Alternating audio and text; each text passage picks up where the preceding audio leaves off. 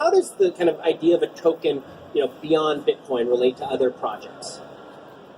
Yeah, so a lot about blockchain is creating these incentives where you don't have to have a central authority who's telling you what to do and enforcing the rules. It's by creating these kind of like game theory models where I don't want to do something bad because I'll get penalized or it doesn't really make sense for me to do. So once you have that value being transacted and gamified, it creates this value, and a lot of people put that on a secondary market and trade it and speculate on it.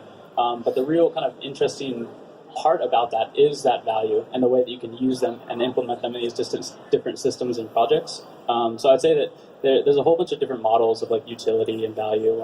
So maybe I'll give you guys a hypothetical project, and you can talk a bit about how the token would relate to that. And so let's say I have I'm trying to build a platform to provide server space.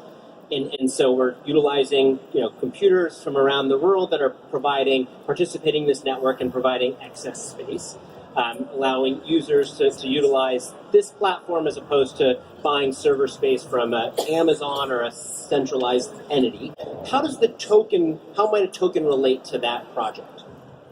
So the idea is I've got excess file storage, and I have X amount of tokens that represent how much storage I have. And you're welcome to buy tokens to basically rent my space.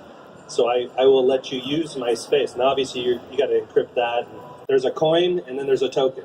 A coin is used to incentivize and maintain the integrity of the network. And a token can be used really for whatever you want, but really what it should be used for is to represent some asset and some ownership of that asset. I think according to CoinDesk in 2017, there was over $7 billion invested in initial coin offerings.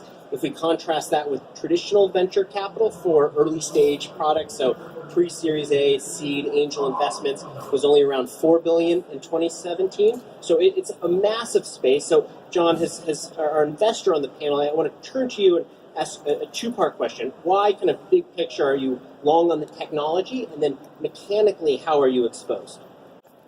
Yeah, so I think me personally, I've been in the space for a very long time, and it's just very exciting because it touches on so many different facets. I am in the investment side, not necessarily because of like the money or the investment strategy, but because I really do think that a lot of these projects are going to change the way that we interact with things.